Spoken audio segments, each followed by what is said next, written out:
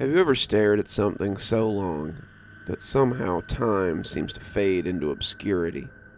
What feels like mere seconds, in reality has been minutes. Well, me neither. That was until I first saw the void. I can't explain what it's like or how it feels, but it's something that can only be sensed, like when staring at the corner of your room in the dark. You can sense something is there, but you can't see it. You just know. That's how the void makes you feel. The hairs on the back of your neck stand up, while your eyes just gravitate towards it, unwillingly. It all started when my girlfriend got her first apartment. It wasn't anything fancy, just a small one-bedroom in the middle of the city. She was excited, and I wanted to be supportive. So I did my best to show my adulation on her starting this new chapter of her life. I was on a break for the semester and was coming back home. Me and my girlfriend had done our best to make a long-distance relationship work, and both me and her were beyond elated to see each other. But, more importantly, she was eager for me to see her apartment. As soon as I got home, I told my parents, hi, ate a delicious lunch my mom prepared for me, something I was craving all semester, and headed to my girlfriend's. Arriving at the complex, I was taken a bit back. The place was guarded with security that was armed. They swarmed around the perimeter, guarding the entrance. As I approached closer, I could see the armed guard begin to look me up and down, and before I was able to get a word out, he interjected. Sir, no soliciting. You must leave the premises, the oversized man told me. The demeanor of the guard left me a bit bewildered, thinking perhaps I had the wrong place. I pulled out my phone to double-check the address, and to add to my confusion, it was indeed the right place. Sir, please leave the premise, the giant man once again said. Still confused, I did my best to mutter out a coherent sentence, feeling intimidated by the man brandishing the rifle. My girlfriend lives here, Kimberly. I'm here to visit her. She lives in 4B, I told the stoic man, my voice shaken with apprehension. The guard remained silent and unmoving, all while staring at me intently, and several seconds passed by before he spoke. He radioed to whomever was on the other side of the receiver. You're good. Please enter, the man told me, while now brandishing a bit of a smile, or perhaps a smirk. I gave him a little smile and walked past the guard as I entered the building. Something about the entrance, other than the usual circumstances, felt off. I could hear the most abnormal humming penetrating from the walls. I ignored it and walked towards the elevator, still jovial at the revelation of seeing my girlfriend. Approaching her door, I could still hear the humming engulfing me, as if a giant motor was filtering air. I knocked on the door and stood with anticipation. As Kimberly opened, all the worries that had inundated my mind evaporated into a cloud of emptiness, and all my attentions were set on the most beautiful woman in the world, my girlfriend. Hey, Kimberly shouted, while jumping into my arms. I didn't even have a chance to respond. My voice was silenced as she showered me in an endless sea of kisses. She quickly pulled me into the apartment, continuing to chatter on about how she had been and how life was coming into place for her, but mostly she was talking about the apartment. As she walked me around for the grand tour, which only took about a minute, her rant continued on without a pause, and as my mind gradually began to drift a bit, my eyes locked onto her balcony. You got a balcony? I asked, with a bit of enchantment. Oh yeah, I forgot to show you. Come have a look, she said, grabbing my hand and pulling me outside. I was a bit disappointed. I was thinking perhaps she had a scenery of the skyline. Instead, it was a direct view into the courtyard, a view she shared with all her other neighbors. I looked around at what seemed to be an endless sea of balconies. Staring at all the apartments above and below me was making me a little dizzy. Whoa, I didn't realize the complex was so big. How many floors are there? I asked, astonished. Kimberly just shrugged her shoulders, dismissing my question, and started pointing to her neighbors, gossiping about who she suspected to be a weirdo. My eyes followed her fingers, seeing that most of the balconies were vacant of anyone, but we only saw one person. It was a woman, just standing still and unmoving like some statue. She was leering down at the courtyard. That caught my attention since she was positioned in such an odd way. I looked down to see if I could make out what she was seeing, but to my dismay there was nothing. "What's she staring at?" I asked rhetorically. Kimberly abruptly stopped talking and realized who I was referring to. "Huh, I don't know," she told me, practically dangling over the top of the guardrail as she tried to figure out what the lady was gawking at. "Damn it, Kimberly, be careful," I said with frustration, pulling her back over. She stared at me curiously. "This whole place is a bit weird, isn't it? I mean, what's up with all the security guards outside?" I could see Kimberly's charming eyes drop with disappointment due to my criticism, her arms grasping at her waist with frustration. "So you don't like my place? Thanks. Those guards are here because some politician's kid lives here, or something like that. Honestly, it makes me feel safe," she told me, as she turned to walk back inside. I felt a knot turning in my guts, knowing that I'd hurt her feelings, so I approached her as she was still turning away from me and embraced her, kissing her neck. "I'm sorry. It's a great place. I guess it's just weird being back. I don't know," I said as I caressed her tenderly. She turned and looked at me with those enchanting emerald eyes. I could feel my heart skip a beat when she smiled.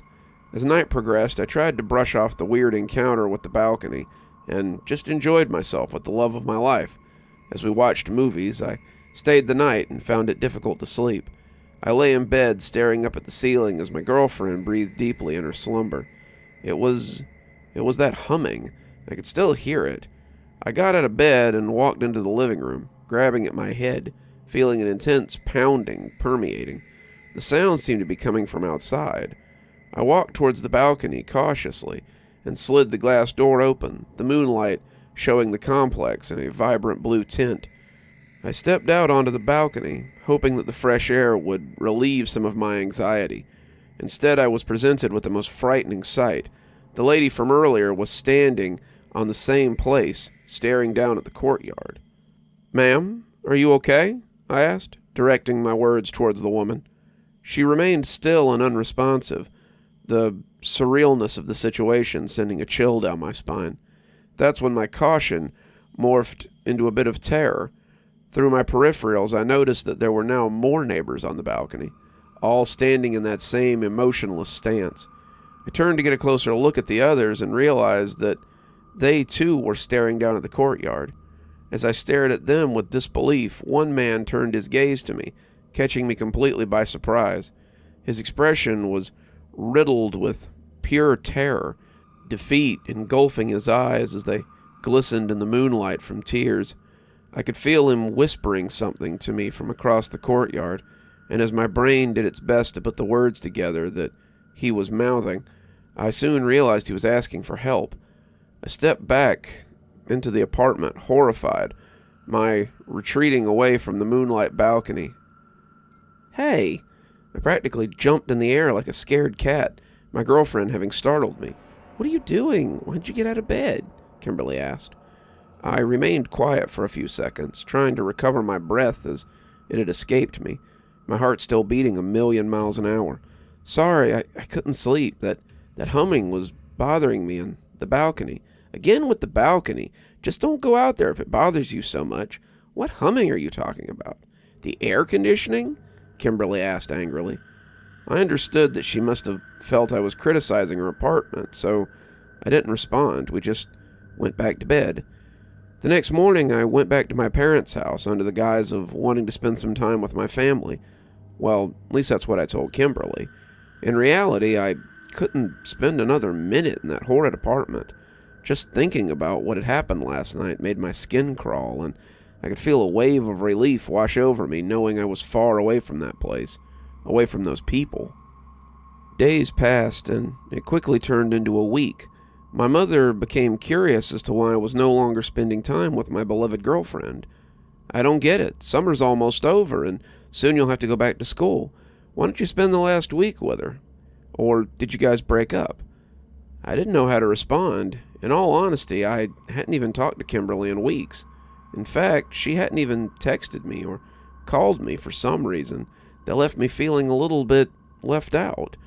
The feeling of being perturbed quickly morphed into one of concern once I had the revelation of perhaps her neighbors had gotten her. Son, are you okay? My mom once again asked, disrupting my deep thoughts. Yeah, sorry, Mom. I guess I was sort of thinking about how fast the summer had gone by, and you're right. I'm going to go see her today, actually. We had a big dinner planned, I lied.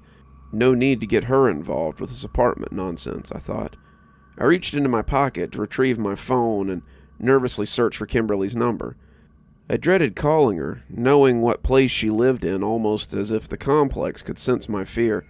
There she was, a finger press away from knowing if she was okay or not, but I waited and waited, time clicking ever so slowly, as I could hear my mother's footsteps in the background, almost urging me to dial.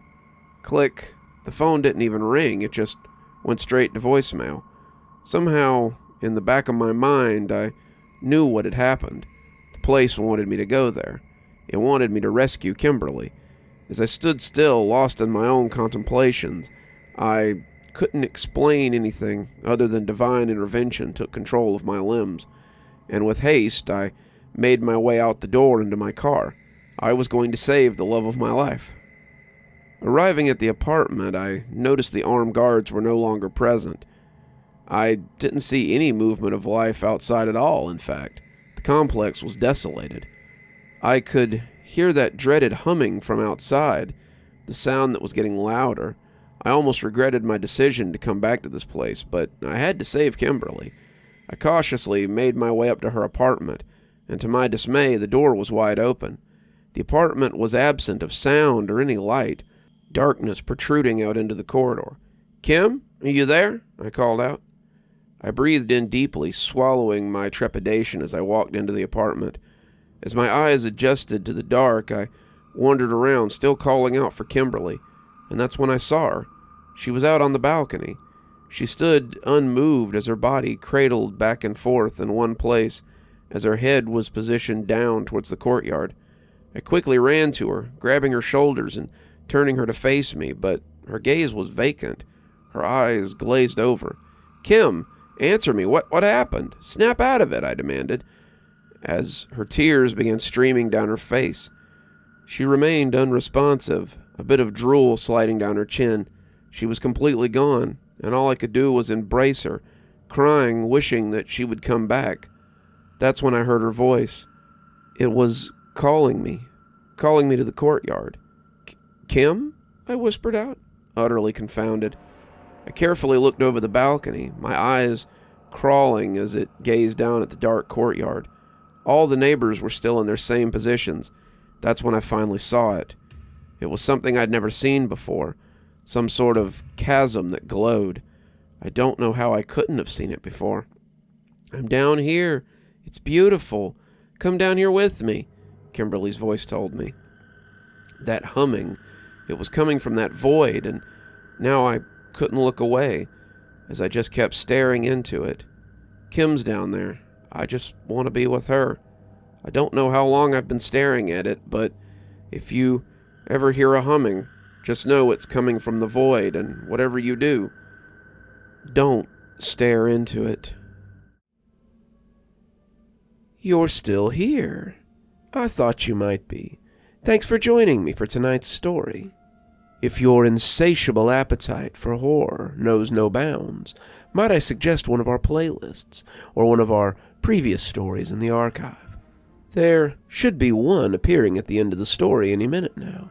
And of course, if you're not subscribed, why not go ahead and hit that subscribe button? Maybe hit that notification bell so you don't miss any of the spooky things that we do here.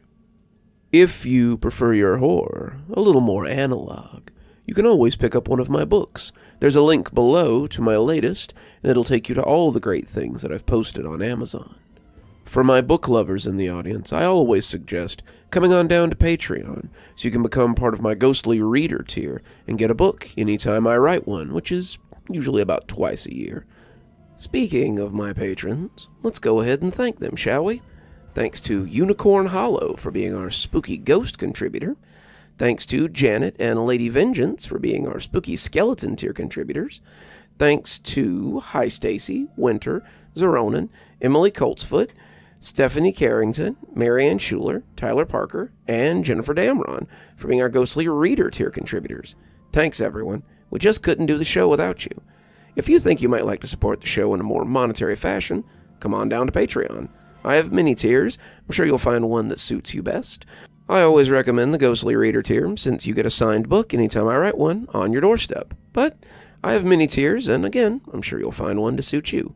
And as always, thanks for stopping by. Dr. Plague, signing off. Have a wonderful evening.